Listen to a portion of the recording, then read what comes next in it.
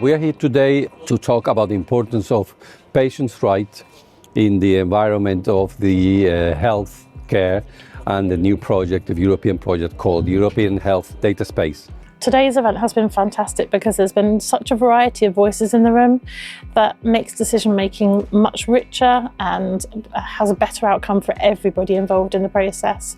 It's been exciting to see patients involved, with data experts, with politicians, with experts in all types of fields, all sitting around a table and agreeing how to move forward. We have the chance to directly talk to policy decision makers.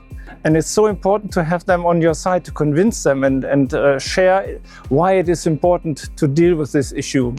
The patients might have a very different experiences and perspectives. And for me, it is very, very important to have and keep this in mind and involve them at every single step where the decisions and debates are happening.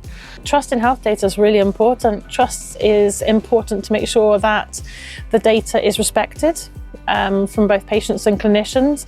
Patients should be seen as an equal partner in any projects that involve data. When patients trust data, it leads to much better health outcomes for patients and clinicians.